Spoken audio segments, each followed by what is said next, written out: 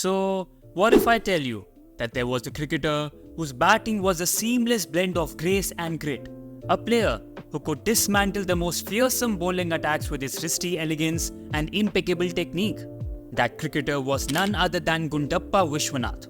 Vishy was as crucial as Sunil Gavaskar to the Indian team of the 1970s. His centuries often came when the team needed them most, showcasing not just his skill, but his unwavering resolve and sportsmanship.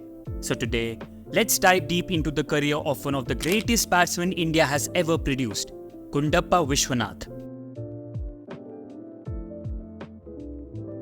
In the sleepy town of Bhadravati, Karnataka, on February 12, 1949, a star was born.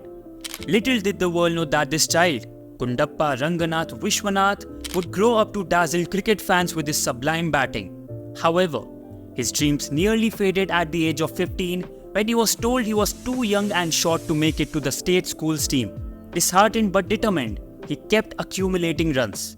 A few years later, he made a stunning debut for Mysore State by scoring a brilliant double century against Andhra. A supremely talented batsman, Vishwanath was never formally coached by anyone. Yes, that will come as a surprise to you, but Vishy never took any coaching, and to him, that didn't even matter, as he was always willing to listen to his seniors and learn from them. Looking at his great performance in the Ranji Trophy, Vishwanath was selected for the Indian side for the first time on 15th November 1969. A young Vishwanath strides onto the pitch for his test debut against Australia. A nervous start, a first innings duck, the skeptics were quick to judge. But wait, the second innings unfolds.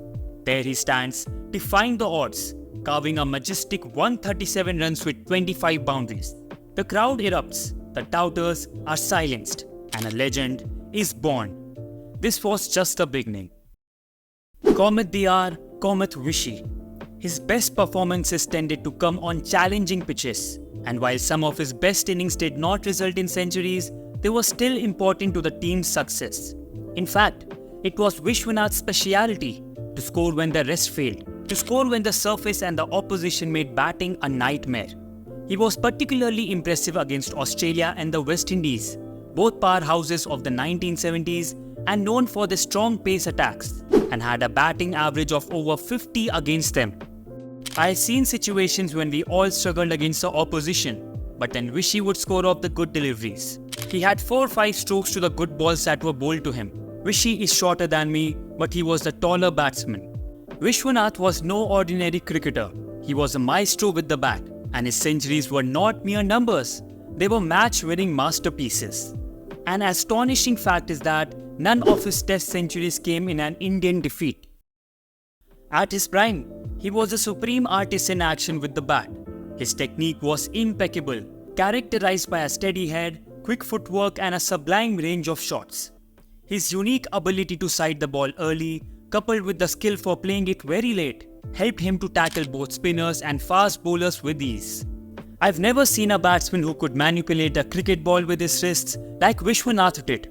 And not many people know this, but the reason behind his strong wristy shots was an advice from Mansoor Ali Khan Pataudi. He advised Vishy to do the exercise of lifting bucket filled with water so as to develop and strengthen the muscles of his wrists and forearm. Gundappa Viswanath's square cut was a thing of beauty, a symphony of timing and placement. With a flick of his wrist, he sent the ball racing past point. The sound of leather meeting his willow echoed like a thunderous applause. Once Gundappa Viswanath told why he made the square cut his go-to shot. I was a slight, thin boy with no power to speak of, and while I did play the drive and the flick, seldom would the ball reach the boundary.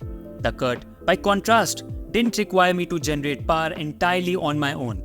I could use the pace of the ball. The Karnataka batsman provided a perfect example of how to convert a defense into attack. In every stroke, he dared to challenge the bowler's authority, setting new benchmarks for attacking prowess. The great West Indian paceman Andy Roberts and Australian fast bowler Dennis Lillee rated Vishy a better batsman than Gavaskar on fast wickets. Lillee even said, "You are made of steel." Gundappa has given numerous unforgettable innings. However, it was against the West Indies in 1974-75 at home that Vishwanath really came into his own, when he scored 568 runs at an average of 56.8. Rishi resurrected India from the grave after being 2-0 down to levelling the series at 2-2 with his classic 139 at Kolkata and unbeaten 97 at Madras. In the latter, he didn't score a century, but in my opinion, that is one of the greatest knocks in the history of cricket. Vishwanath walked into bat after both openers had departed with the total at 24. As wickets stumbled relentlessly at the opposite end, Vishwanath found himself facing an unstoppable barrage from Andy Roberts, who unleashed his thunderbolts on a lively track. It was clearly evident that none of the Indian batsmen except Vishwanath possessed the finish to counter Roberts' menacing pace and movement. He added 73 runs in the company of last two batsmen before running out of partners, a mere 3 runs short of his century, and due to his efforts, India managed to win this test match. The Wisden 100 ranked it the 38th best innings of all time and the second best non-century. Andy Roberts, who took 12 wickets in the match, had said, "It was a truly great innings, and no one had killed him so softly with such risky play before or since." He went on to feature in 91 test matches, scoring 6,080 runs at an average of 41.93, including 14 centuries and 35 50s. He's the only player to score a double century on debut in a first-class match and a century on debut in a test match. His ability to dominate world-class bowlers with elegance and panache, coupled with his unwavering courage in the face of adversity, cements his status as one of India's greatest batsmen.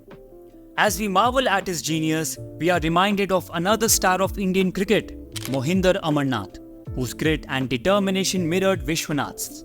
So if you wish to know how good was Mohinder Amarnath, click on the video being displayed on your screen. Don't forget to like, share and subscribe to my channel for more videos like this. Until next time, keep watching this beautiful game. See you soon.